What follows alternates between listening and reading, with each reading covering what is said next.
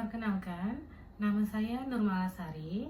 Saya adalah peserta Latsar tahun 2025, Angkatan 5. Kali ini, saya akan membahas tentang isu yang terjadi di lingkungan kerja saya. Ada 3 isu yang paling sering terjadi di sekolah tempat saya mengajar. Yang pertama, kurangnya kualitas tenaga pengajar. Di sini maksudnya, guru yang memberikan pengajaran memiliki kemampuan yang kurang, baik kemampuan untuk mengajar, kesiapan media ajar, digitalisasi, maupun kelengkapan administrasi. Yang kedua, rendahnya minat belajar siswa. Maksudnya di sini adalah kurangnya keinginan dan semangat para siswa untuk belajar. Hal ini disebabkan oleh beberapa faktor dan dapat menyebabkan rendahnya hasil belajar siswa. Yang ketiga, maraknya perilaku bullying antar siswa. Nah, ada 3 masalah yang sudah kita ambil. Sekarang akan kita lakukan tapis isu menggunakan metode USG, yaitu urgency, seriousness, and growth.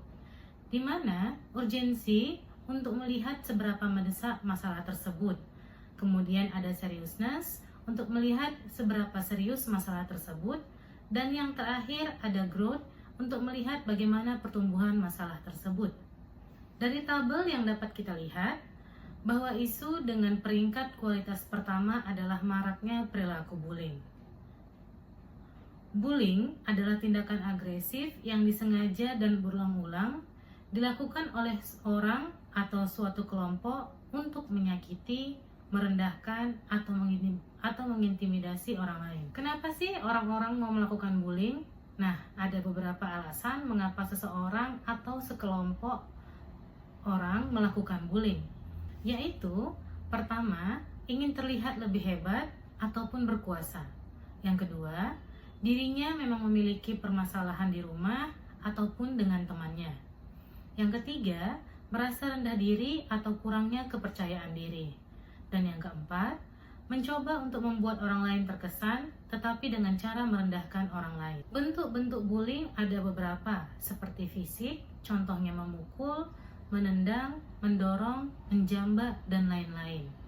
Yang kedua, ada verbal, contohnya mengolok-ngolok, mengejek, mengancam, menyebarkan gosip, dan lain-lain. Sosial, contohnya mengucilkan, tidak mengajak bergabung dalam kelompok, menyebarkan rumor jelek tentang seseorang, dan lain-lain. Cyberbullying, contohnya bullying melalui media sosial, pesan singkat, email, dan lain-lain. Nah, di sini dapat kita lihat ada bagan dari metode Fishbone. Sebelum kita bahas tentang bagannya, kita bahas dulu metode Fishbone. Di mana metode Fishbone di sini yang namanya ikan ada tulang-tulang dan ada juga kepalanya. Di mana tulang-tulangnya itu adalah penyebab-penyebab dari masalah, kemudian di kepalanya adalah akibat dari masalah. Bisa kita lihat pada bagan. Yang pertama, pada tulang-tulangnya itu ada surrounding, yaitu siswa lain yang ikut membuli ketika melihat adanya pembulian. Yang kedua, sistem, yaitu belum benar-benar ditegakkannya sanksi untuk pelaku bullying. Kemudian environment, tidak pedulinya anggota lingkungan sekolah ketika melihat bullying. Dan equipment, guru yang terkadang menganggap pembulian yang dilakukan siswa sebagai candaan atau hal sepele. Nah, yang tadi tulang-tulang itu semua, 4 tulang itu semua akan menyebabkan yang namanya kepala ikannya, yaitu akibatnya, yaitu bullying. Nah, dari bagan tersebut didapatkan penyebab yang paling kuat dari keempat tersebut adalah dari environment, yaitu tidak pedulinya anggota lingkungan sekolah ketika melihat bullying. Maka dari itu, kita melakukan beberapa strategi untuk mengatasi masalah tersebut. Yang pertama, meningkatkan kesadaran siswa tentang bullying. Kedua, menciptakan lingkungan sekolah yang aman dan inklusif. Ketiga, melibatkan orang tua dan masyarakat. Keempat, memanfaatkan teknologi. Dan yang kelima, meningkatkan kemampuan guru untuk menangani kasus bullying. Kesimpulannya, sebagai seorang aparatur sipil negara atau ASN di lingkungan sekolah, guru memiliki peran krusial dalam mengatasi masalah bullying. Guru tidak hanya berperan sebagai pengajar, tetapi juga sebagai pendidik, pembimbing, dan pengawas yang menciptakan lingkungan sekolah yang aman dan nyaman bagi siswa. Peran guru dalam mengatasi bullying meliputi pencegahan, penanganan, dan pemulihan.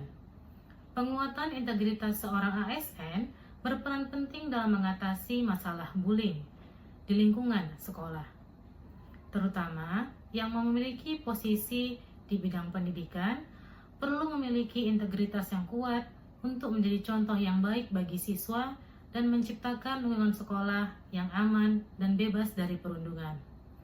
Hal ini dapat dilakukan melalui beberapa cara, termasuk membangun lingkungan sekolah yang positif, memberikan edukasi tentang bahaya bullying, menegakkan kebijakan anti-bullying, melibatkan orang tua, dan meningkatkan keterampilan sosial siswa. Terima kasih.